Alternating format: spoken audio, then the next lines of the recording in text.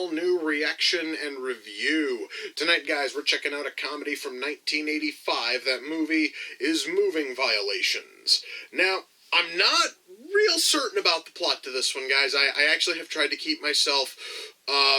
I've been trying to keep myself blind to everything this movie is about. So I have avoided summaries, I've avoided trailers. The only thing I know, because it's right on the Blu-ray cover of this thing, is that it's a movie from the creators of Police Academy. And I looked into it, at least to see what that officially meant.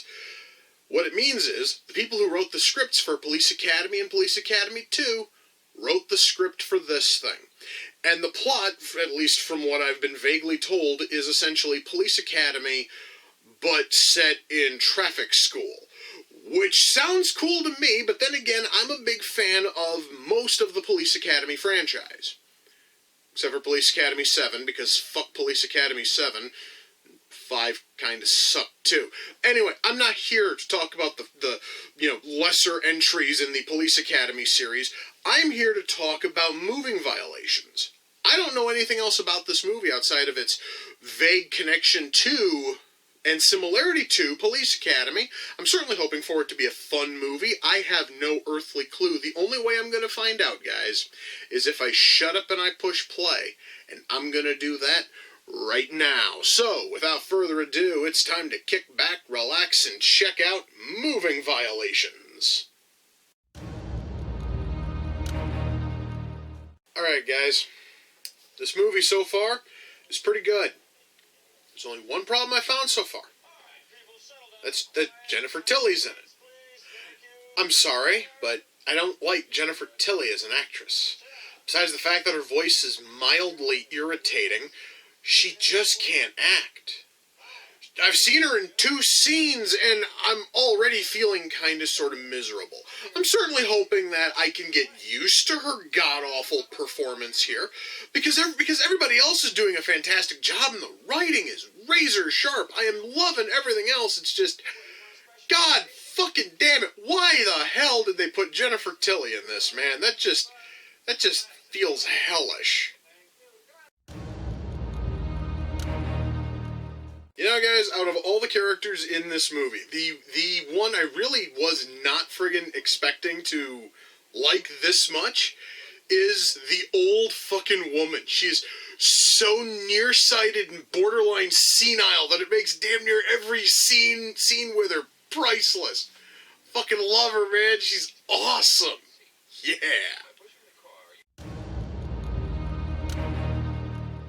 So, apparently, while they were storming the impound lot, a couple of the guys found a car which has a hood latch release that is so strong it can catapult dogs great distances. I wish I had a car that had that kind of a powerful release on the hood, because then I'd probably spend my whole time just catapulting small animals great distances to just see how far I could fling them. I'm sorry, guys, I really thought that was sort of cool. It really fucking was. Hell yeah.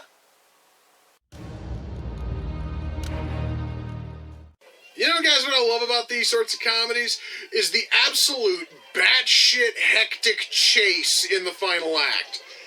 Right now, we have our small band of heroes. They're being chased by a judge and a cop who are both in bondage gear, who have now commandeered I'd say about 100 officers from all over the fucking country, all of them in various police, uniforms, and looks as if they're about to run into a 10K. Yeah, the chase is gonna break into an ongoing 10K run. That's awesome. That is. I love this sort of shit, guys. I really fucking do. Well, guys, that was Moving Violations. Let me shut that off. Okay. So let's talk about this movie. I'm going to start with writing, as is normally my way. One thing I have to stress is I can totally understand why they make the very big comparison to Police Academy on the cover of the Blu-ray disc. You see, because, yes, this is from the same guys who wrote Police Academy, And it does feel very, very similar to Police Academy. Now, while some people would hear that and they would say, well then, doesn't that make it kind of a horrible knockoff? Not really, because there are enough differences to make this thing stand out and really feel like its own unique piece, while still carrying a handful of very small similarities to the original Police Academy and a little bit like Police Academy 2. One problem which this movie has, which was nailed head on in the first Police Academy, it was a problem that they never had to worry about, is that even though you have a large cast of characters, you have a very small group who you focus on entirely, and you know who the main focus is going to be on early on because you meet all of those characters going in. Unfortunately, this movie kind of sort of stumbles there, where you have characters who you are introduced to at the very beginning of the film, and couple of them like hang out, couple of them are there for almost the entire film. Other ones are kind of in the background. Okay, for instance, you basically know going in that Dana is our main character. He is our primary focus. That's totally cool. Now, there's one other character. I cannot remember his fucking name. But he had a puppet trailer attached to his car, so when his car was impounded, he also lost his puppet trailer. He's a fucking, like, puppeteer by fucking trade. And he is certainly in the film, and they play him up so much at the start that you'd think he's going to be one of the big ones who we follow. No, actually, he is in a subplot that has almost no connection to the big final act scheme. He's just another student in the traffic school. And then at the same time, we are introduced to characters like Amy and Wink, who first show up in traffic school after everyone's been sentenced to 5 days of traffic school and competency tests and yada yada yada, who we get no information on until we get to traffic school. And, that to me just felt a little bit weird. In fact, there really is very, very little focus on a lot of these characters. It seriously, guys, is nothing shy of a miracle. I even fucking remember Wink's name, because really, he's totally there, and he is one of the more interesting characters, but they don't really say his name very often. And it's still stuck in my head. Probably because Wink is one of the more fascinating characters here. Wink is a fucking gorehound, and almost all he talks about are horror movies and blood and violence and gore, and the one thing that he could not wait for in traffic school was to watch the ultra-violent PSA film about traffic accidents. At which point, when they start watching that, he's sitting in the back of the classroom and he's giggling like a fucking maniac. Now, he actually plays a pretty prominent role here for certain scenes. And then we have other characters like fucking Doc, who runs a fucking auto shop with like a hospital theme. I am not kidding. It actually is like a hospital themed auto shop. It's kind of sort of cool. We have him, and he's more or less in the background. He really doesn't do much in the film proper, which is sad because the guy who's playing him is Fred fucking Willard, and Fred Willard's a talented motherfucker who can, just come in and just dominate whenever he's tasked to come out and act, and it's usually amazing. So the fact that he gets shoved into the fucking background, in fact, a lot of characters who seem kind of sort of interesting all get kind of shunted into the background. And again, a lot of them were characters who we were introduced to at the very start. Like, there is this one who's a horrendous hypo-fucking-chondriac who her doctor told her to take up bowling, so she buys a shitload of bowling balls, and or she crashes her car, causing bowling balls to fly everywhere, causing tons of property damage. That's why she's in traffic school. She really doesn't play a whole lot into this, except for confusing Doc for an actual doctor, leading to a kind of a funny scene where she's naked and on a auto rack at the auto shop. I'm not kidding. That actually was a pretty interesting scene. Anyway, though, my big point here is we have this huge cast of characters.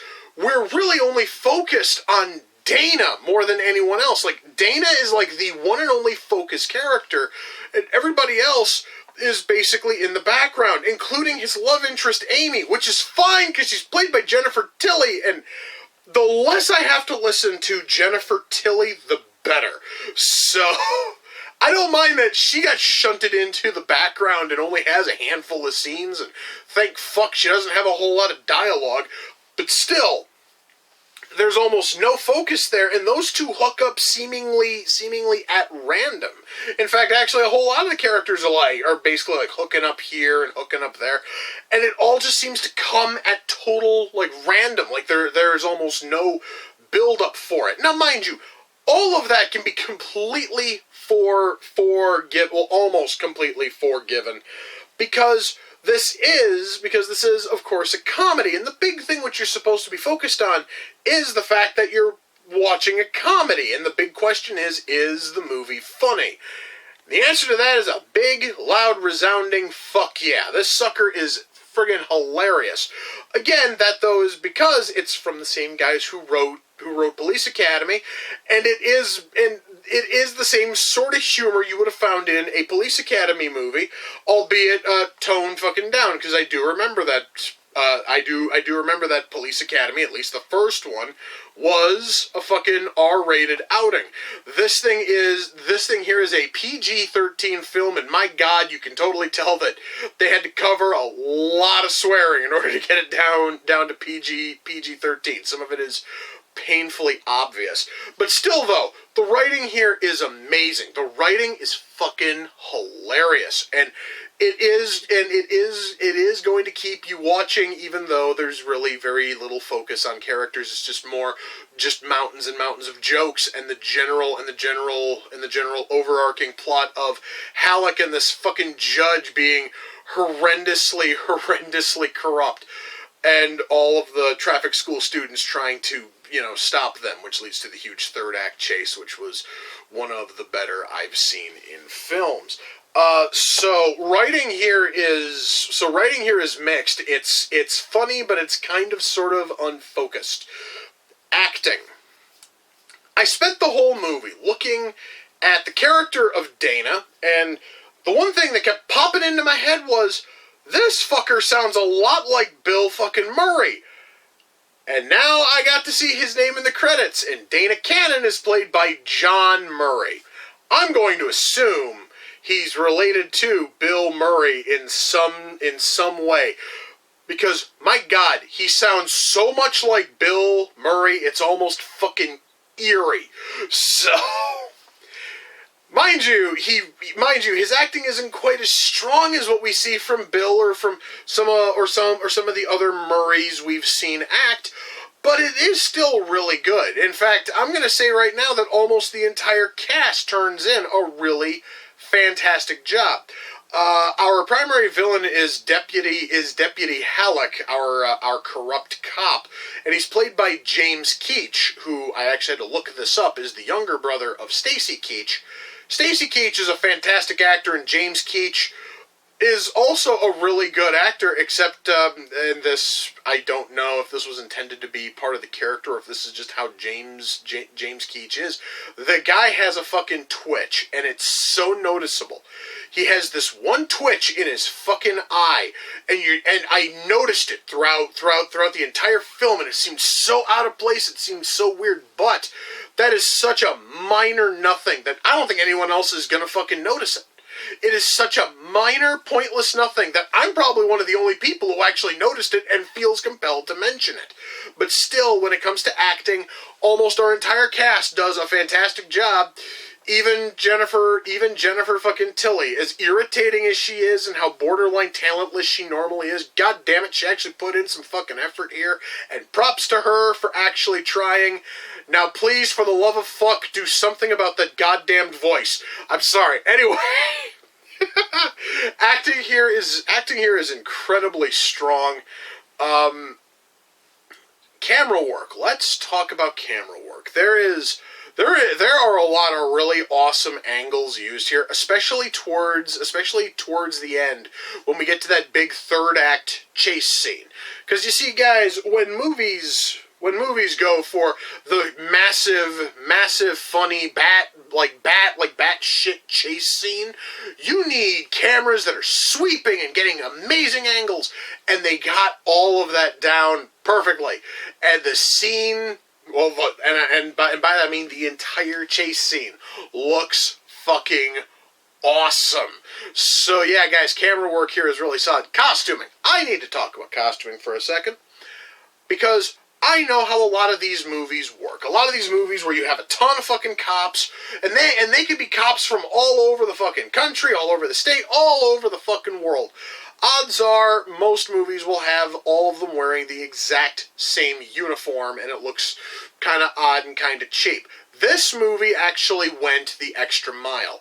And when our characters during the big chase are running through a police convention with officers from all over the world in one fucking convention room, and all of them are in uniform. They're all in unique police uniforms. So you have 100 different shades of blue and black and gray, and it looks awesome, especially when all of them are chasing after our 5 characters in the fucking ledger. It looks amazing.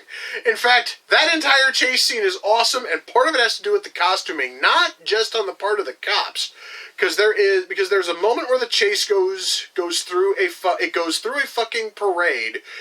And our characters are commandeering parade floats. There are people in costume everywhere, and the costuming there is amazing. Guys, it's not often I get to talk about costuming in a fucking comedy, but god damn it, here it works, and it works incredibly well.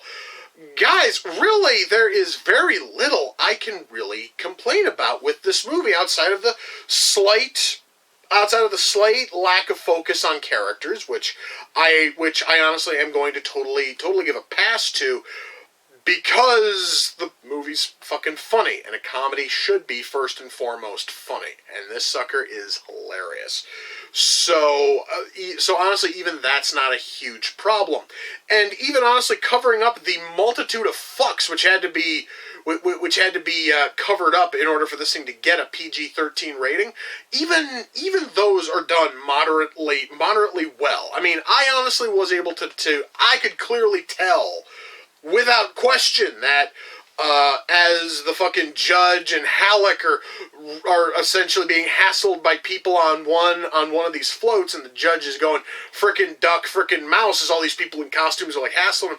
You can tell she was originally saying fucking, because there's a very noticeable quality difference between her entire line and the frickings that were thrown in post. Again, though, that is something that is ultra minor. Nobody else is gonna fucking notice it, and I am just the kind of loser who notices those kinds of itty bitty noticeably pointless things. But god damn it, I did feel like mentioning it. Ultimately, guys, am I able to recommend Moving Violations?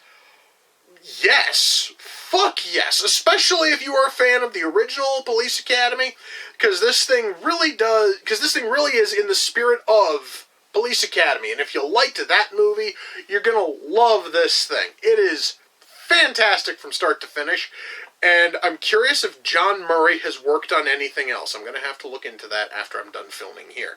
I actually kind of wish that there was a sequel to this, because there actually is kind of a sequel hook of sorts, and I would have loved to have seen them cash in on that. Now, mind you, it's been 32 years since this thing was made. I don't think we're going to get a sequel. I'm just taking a wild guess there. But still, what is here is awesome. And you can get this thing, guys, on Blu-ray at a very reasonable price. I think I got mine off Amazon for about $12.